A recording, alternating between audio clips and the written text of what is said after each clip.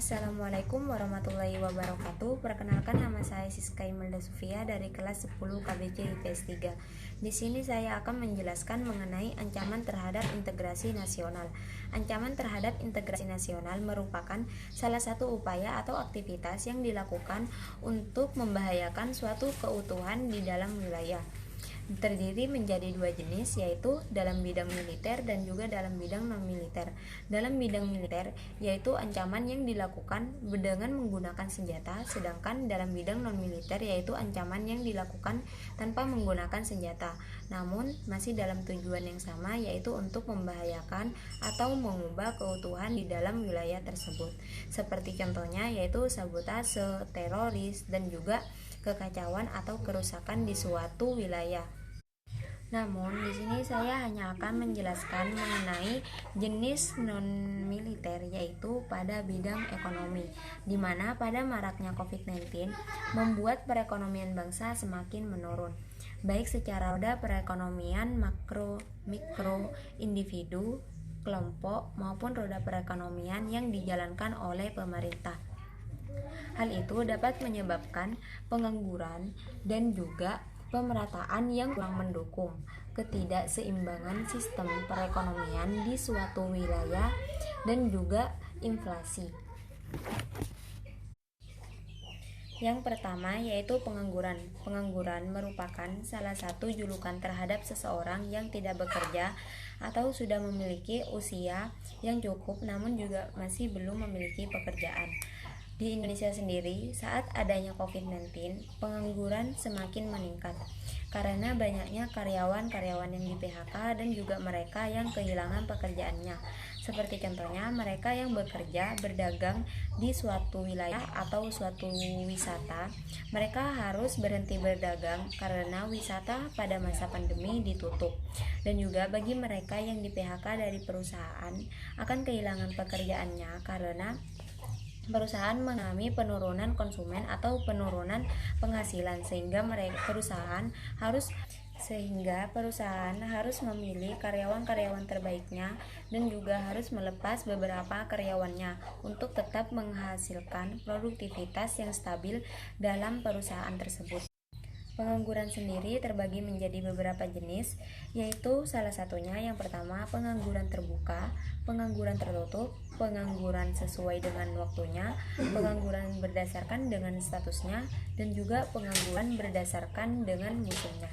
Yang pertama yaitu pengangguran terbuka, di mana biasanya dilakukan atau terjadi terhadap seseorang yang sudah memiliki usia yang cukup untuk bekerja namun belum juga memiliki pekerjaan. Seperti contohnya mahasiswa yang sudah lulus namun belum juga menemukan perusahaan yang cocok dengan pekerjaannya atau dengan keahliannya sehingga membuat orang tersebut harus menunggu beberapa waktu atau untuk mencari perusahaan-perusahaan yang sesuai dengan bakatnya. Yang kedua yaitu pengangguran tertutup, di mana pengangguran jenis ini biasanya terjadi terhadap seseorang yang memiliki pekerjaan namun tingkat produktivitasnya sangatlah rendah atau rentan sekali mendapatkan. Yang ketiga yaitu pengangguran musiman. Biasanya terjadi terhadap mereka yang hanya memiliki pekerjaan berdasarkan dengan musimnya saja. Dan juga tentunya mereka akan mengalami pengangguran ketika sudah memasuki atau sudah menyelesaikan musim pekerjaannya itu. Seperti contohnya yaitu petani, di mana mereka tidak dapat memanen hasil panennya ketika sudah melewati hasil dari panen. Mereka yaitu pengangguran berdasarkan dengan waktunya, di mana pengangguran jenis ini biasanya terjadi dalam waktu yang singkat, seperti contohnya hanya dalam sehari saja, yaitu dengan contohnya yaitu seorang guru, di mana pada pagi hingga sore atau siang hari mereka mengajar, sedangkan pada malam hari mereka biasanya tidak memiliki pekerjaan atau menganggur. Hal ini juga dapat dikatakan sebagai suatu pengangguran. Yang kelima yaitu pengangguran berdasarkan statusnya, di mana biasanya terjadi terhadap wanita ketika wanita tidak diperbolehkan untuk bekerja. Namun pada saat ini tidak jarang dari wanita untuk turun ke lapangan mencari pekerjaan untuk membantu roda perekonomian keluarga dan juga menambahkan penghasilannya. Tak jarang selain dari itu, kebanyakan dari orang tua juga menyarankan untuk putrinya bekerja agar tidak tergantung terhadap keluarga maupun suaminya kelak.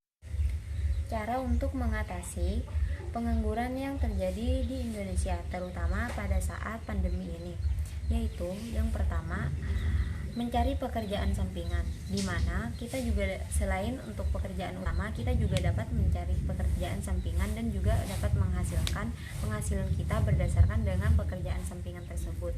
Selain dari itu, pekerjaan sampingan merupakan tambahan ketika kita sudah di PHK oleh suatu perusahaan, maka kita masih memiliki pekerjaan sampingan sehingga kita tidak repot atau tidak terlalu memikirkan bagaimana cara kita untuk mendapatkan pekerjaan yang baru.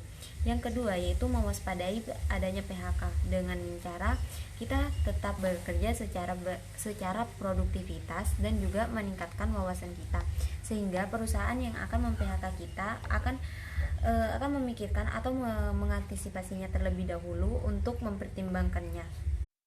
Selain dari itu, pemerintah juga dapat membantu memberikan SDA terhadap perkembangan atau berdasarkan dengan SDM di sekitarnya.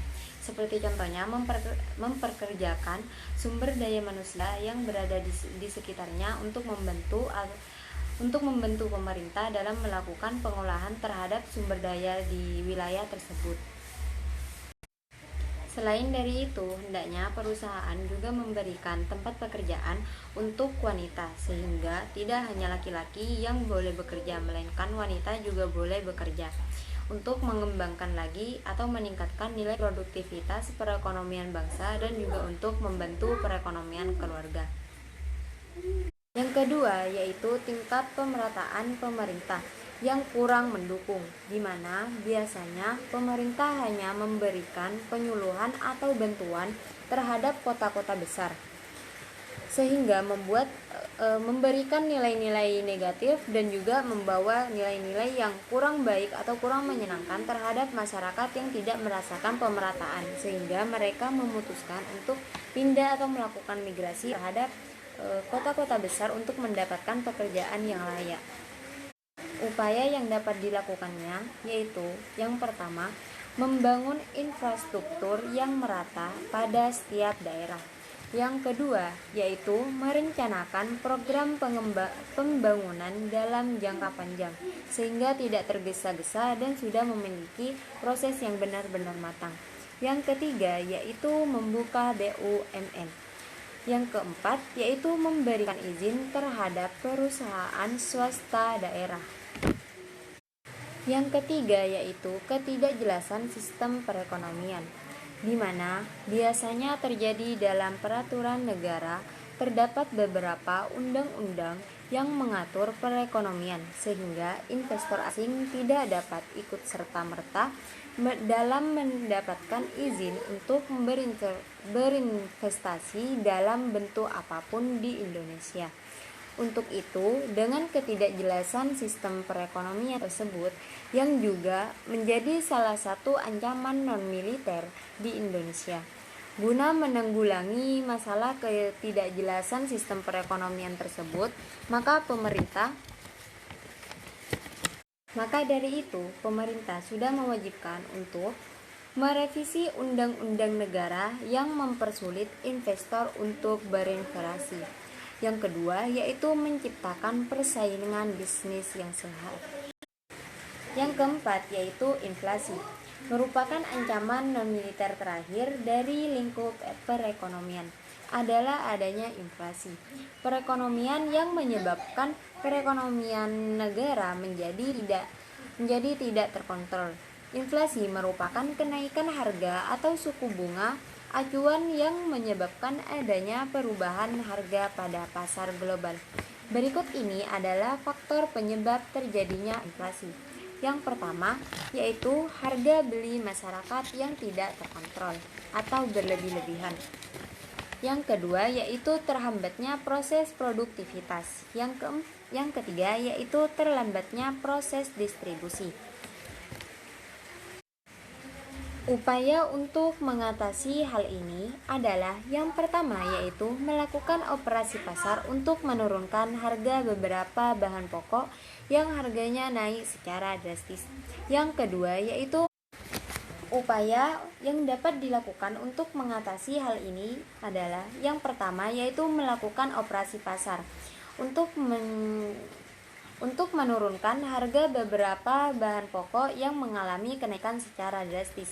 Yang kedua yaitu menghimbau produsen untuk meningkatkan produksi produk yang dibuatnya.